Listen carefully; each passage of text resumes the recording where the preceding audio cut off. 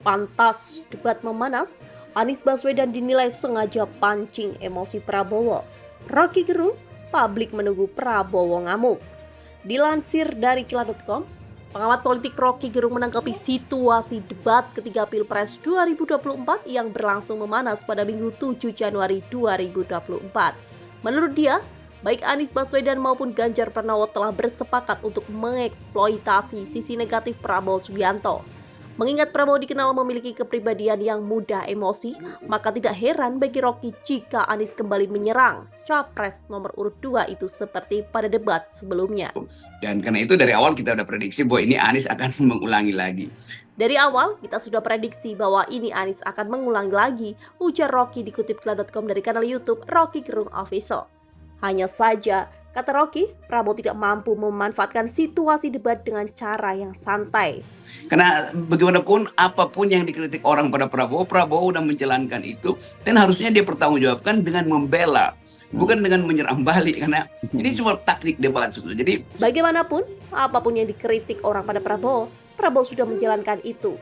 Dan harusnya dia mempertanggungjawabkan dengan membela, bukan dengan menyerang balik, karena ini cuma taktik debat, kata Rocky. Jadi Anies dan Ganjar itu kira-kira bersepakat untuk mengeksploitasi watak Prabowo, bukan tentang kebijakannya.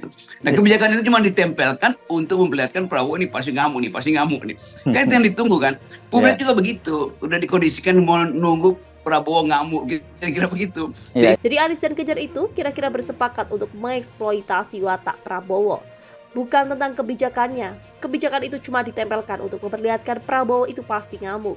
Dan itu yang ditunggu. Publik juga sudah dikondisikan menunggu Prabowo ngamuk, sambungnya. Dengan demikian, Rocky menilai bahwa tim Anies sudah mengkondisikan Prabowo yang akan mudah terpancing emosi. Terlebih, jika Prabowo disinggung soal etika dan permasalahan terjadi di Kementerian Pertahanan.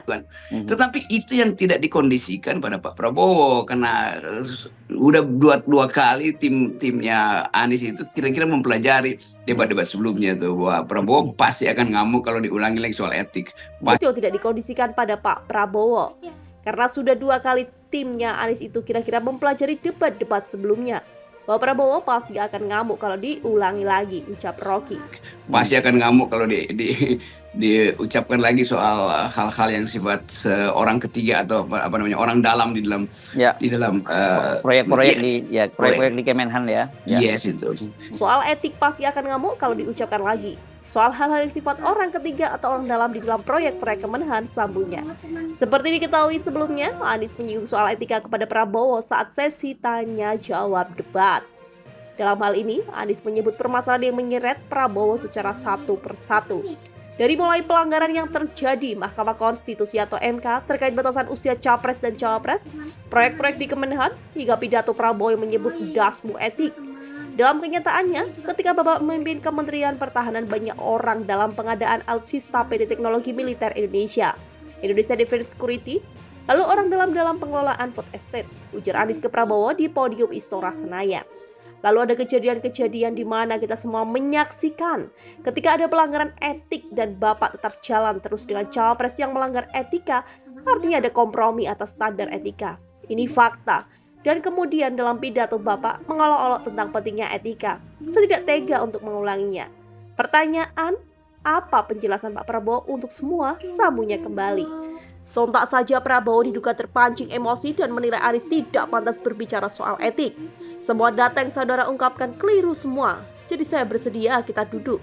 Kita buka-bukaan, mau bicara food estate, mau bicara apa, kita buka. Jadi di mana masalahnya? Ujar Prabowo. Saudara bicara etik-etik, saya tuh keberatan karena saya menilai, maaf ya, karena Anda desak saya terus terang. Saya terus terang aja, Anda tidak pantas berbicara soal etik. Itu saja, saya merasa bahwa Anda tidak posturing, Anda itu menyesatkan. Saya boleh berpendapat kan? Saya menilai Anda tidak berhak berbicara soal etik karena Anda memberi contoh yang tidak baik soal etik, tegasnya kembali.